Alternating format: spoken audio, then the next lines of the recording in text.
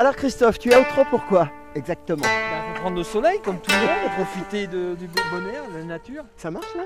Je crois, ouais, il y a un bouton rouge qui est allumé. Ah ok. Bon. On est en vacances, on est en train de travailler là-bas. Bah oui. Voilà. C'est difficile, les conditions sont terribles. Hein. C'est de pire en On pire. met la main et il fait 0 degré là, tu vois. La dernière fois on était dans un château avec des lustres et tout ça. Ouais. Et donc on avait parlé Barcamp, réseaux sociaux pour enseigner. Oui. Et donc aujourd'hui, on va parler un peu de la suite. Parce que justement on s'est retrouvé ici avec plusieurs personnes du Barcamp de Sèvres. Ouais. Et on a parlé de la suite, notamment avec le groupe 12. T'es Oui. dedans toi? Bah oui. Vas-y alors dis-nous tout. Bah, en fait, avec ce groupe 12, on a contacté les gens d'une plateforme qui nous paraît assez intéressante. C'est quoi le rôle du groupe 12? Le rôle du groupe 12, c'est de mettre en valeur à travers un site toutes les expériences intéressantes, innovantes, enrichissantes en matière d'enseignement supérieur, Ouais. expériences, projets et autres. Et donc là, on a fait une rencontre avec les gens de la plateforme Imagination for People qui viennent ici depuis déjà 2-3 ans. La plateforme, elle est opérationnelle, elle est consacrée à l'innovation sociale. Mais là, l'idée, c'est de la hacker, puisqu'elle est open source, et puis de la détourner, et puis de s'en servir justement pour les besoins du groupe 12 et au-delà de toutes les universités, des grandes écoles et compagnie. D'accord, Voilà. donc on a mangé, on a discuté de tout ça. Donc le groupe 12 ça avance. Voilà, ça, le groupe 12 avance. Voilà. Mieux que mon groupe à moi, il faut que je m'y remette. Bah oui. Donc on va discuter aussi cet après-midi de monnaie virtuelle. Est-ce que tu peux nous expliquer le principe, le concept, dans le cadre de l'enseignement par exemple?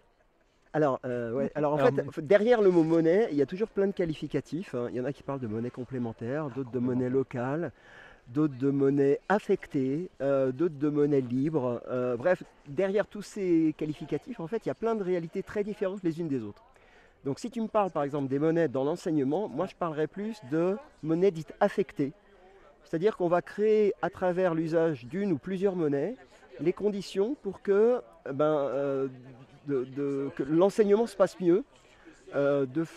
L'idée c'est de créer des cercles vertueux Ouais.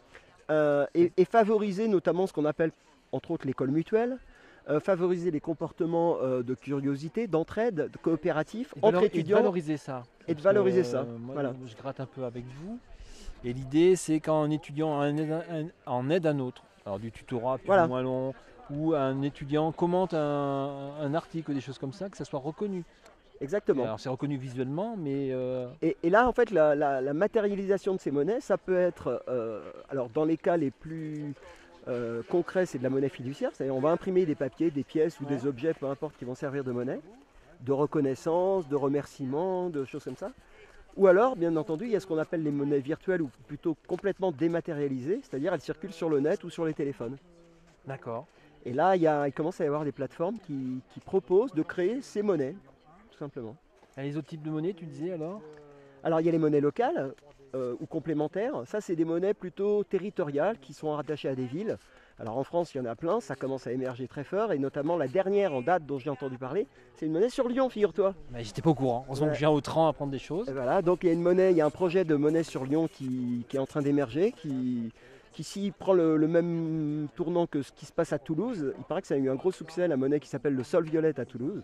Voilà, moi je ne suis pas dans les détails, mais là on va justement, il y a un atelier qui commence, dans lequel vont venir témoigner les gens de Romans, qui est pas très loin d'ici, et eux ils ont mis en place une monnaie qui s'appelle la mesure.